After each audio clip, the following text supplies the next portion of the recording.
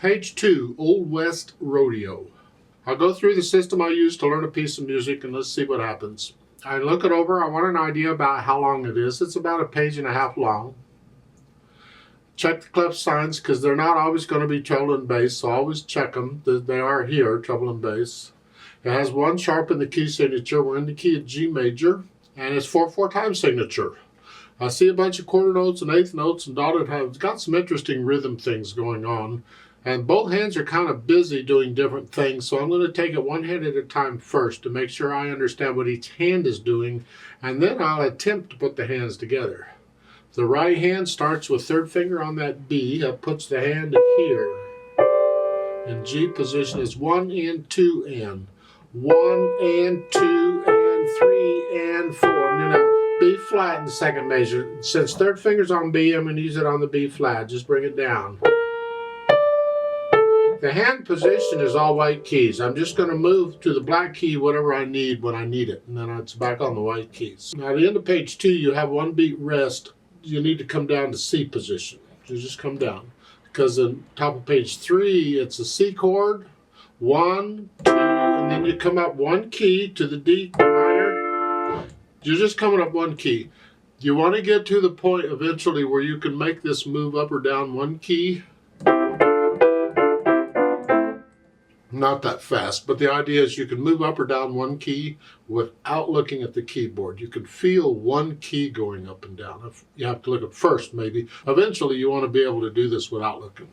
So again, at the top of page 3, it's 1, 2, 3, 4. So you have a natural sign in front of the F because there's an F sharp in the key signature.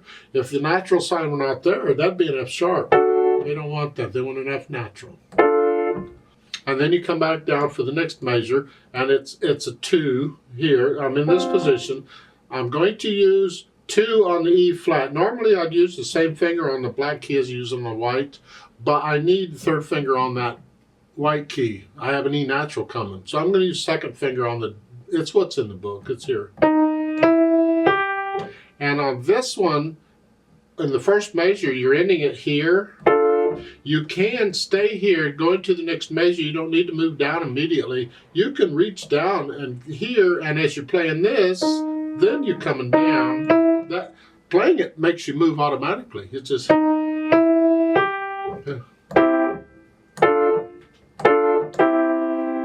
Now, second line, the first 2 measures are the same as the first 2 measures up above. So the second measure is this in the second line. But then in the next measure, they want thumb on the D. Well, if you do that, you just scrunch up a little bit. You don't have to move. Just scrunch up a little bit. You're not really moving. You're just moving the hand, thumb.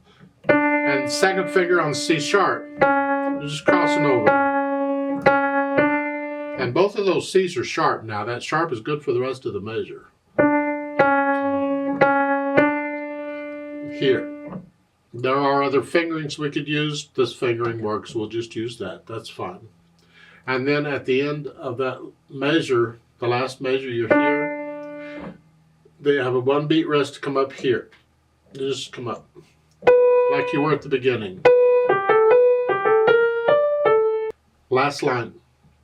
You're down here. Same thing. You've had this before. You need to be able to do this. It's important. So, and you want to eventually do it without even having to look at the keyboard. You can just feel this. And then for the third measure, you have to come all the way up here. Generally, what I do rather than this is I will stretch out to that note, play it, and then claps here. So it's here, here. I walk around. Different ways of doing it. Whatever. You can lift up and move if you'd like. You have a rest. You've got time. Yeah. Left hand, let's see what's going on. You have a G and a D here. That puts your hand here. That's 1, 2, 3, 4, 1. Oh, this is exciting. Let's go to the last measure of the first line. It's a here, and then it's a C and a D together, but there is a sharp sign in front of the C. So it's a C sharp. Not sure what's going on there, but okay. 2, top of page 3. 1, 2, and the B flat. It will just come down with third finger. So much for that. That's pretty much what you're doing in the left hand. Let's put them together. Now, when I first put the hands together, I'm probably going to hesitate all over. I don't care. That's fine. I just want to know which fingers are working together. I'll take care of the hesitations later. So at the beginning, it's here, and then here, and then here. Rest. Then in the second line, the last two measures. 1 and 2 and 1 and 2 and 1 and 2. They're all eighth notes in that measure, and the hands are sharing them. 1 and 2 and 1 and 2 and rest. Top of page 3, the right hand comes down. Left hand doesn't move. The right hand is 1, 2. Hold the left hand as a whole note.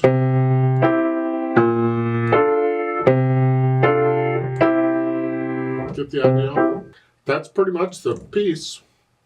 The rest of it is similar to what we've already covered. Now, once I have the hands sort of working together, then I go over it carefully and slowly, and I work out the hesitations.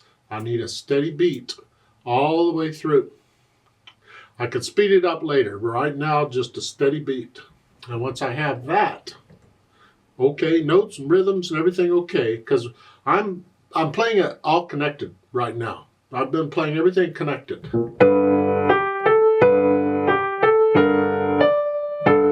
Just lift up for the rest is all.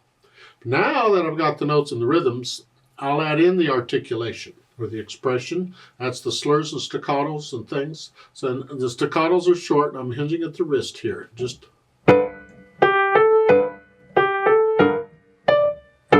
rest. I'm on the key and I'm bouncing off. Rest. There.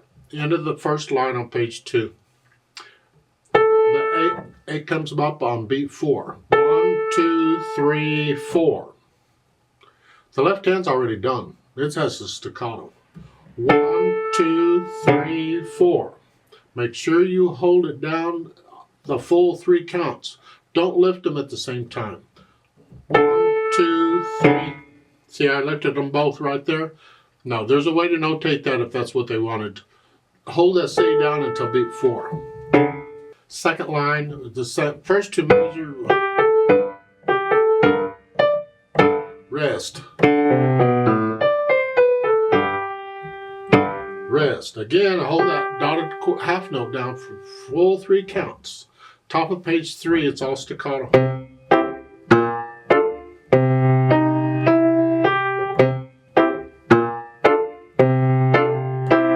Accent marks there at the end of the first line on page 3. Underneath, accent staccato. The accent you just play a little louder. A little extra oomph, a little more weight on it. Let the wrist collapse a little bit on it. Don't tense up and play with a stiff wrist. So I add in the articulation, and the rest of this is similar to what we've done. So once I have an idea of the articulation, then I'll add in the dynamics. And by the way, if hesitations come back, I'll stop and work them out. Don't think I'll fix it later. No, it doesn't work very well. I've tried it, it doesn't work. Other people try it, you can tell when they try it because they never fix them. If you're starting to hesitate in places, even after you fix the hesitation, stop and fix it again. Right then, don't let the hesitation stay around at all. Anyway, once I finish all that, then I add the dynamics. The dynamic applies to the melody, wherever it is. At the beginning, we have F for forte is loud, and the melody's in the right hand. This. This needs to be kind of soft. So I'm kind of heavy here, and I'm kind of light here. At the same time, can you do that?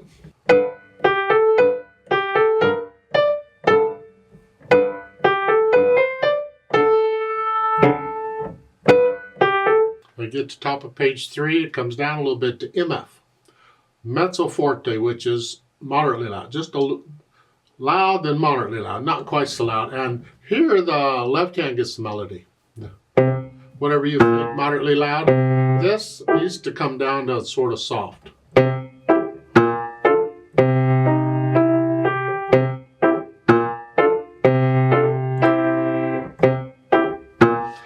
third line down, you're going back up to loud like you were at the beginning.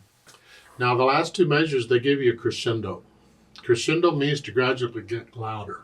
The problem is we're already loud. I suggest you come down to about a moderately loud and go back up to loud. So the last two measures, the first one's moderately loud, then just a hair bigger, louder. Now you're loud with an accent, just loud. I don't think you need an accent when it's already loud, but just play it loud and let the wrist collapse a little bit when you don't stiffen up and normal. So that the end, you just come down a bit and go back up. And once I have all that, then I think about the speed.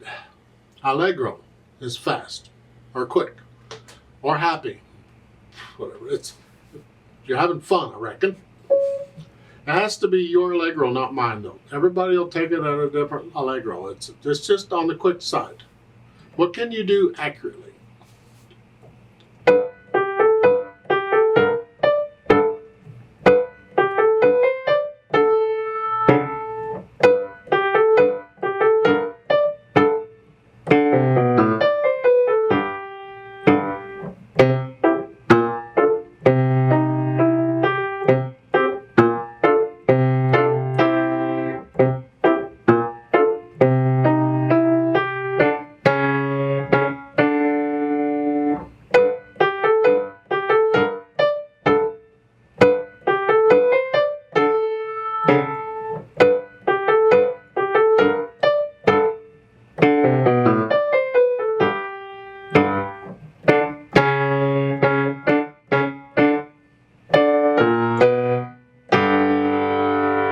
I've indicated pedal for the last measure. I disagree, but if you want to add pedal there, go ahead. Put the pedal down with the note in this one, all at the same time, and lift the pedal with the hands. I'm not going to show it if that's all they're going to do. Generally speaking, in most music, not all, but most, if I don't use pedal anywhere else, I'm not going to add it at the end. But here, if you want to add it, it's loud, so you can add it. So let's play this together and check the notes and the rhythms. Now this is after you've learned it. After you can play it with no hesitations or anything, then we'll do it. I'll do the staccatos and slurs, but I'm not doing any louds and softs. I'm playing everything about the same. We're not performing it. We're just checking notes and rhythms. I'll give us 4 counts. We're going to go slow. Well, slow for me. 1, 2, ready, go.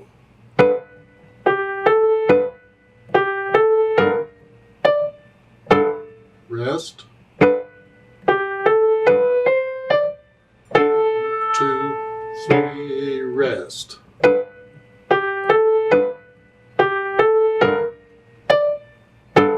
Rest. 2, 3, rest.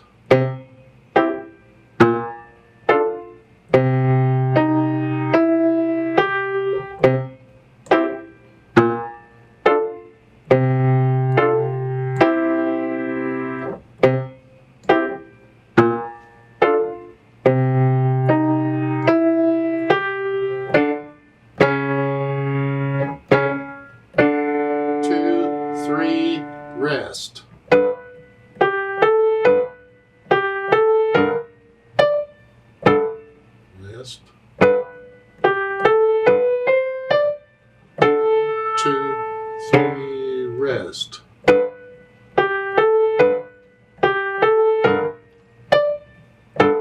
Rest. 2, 3, rest.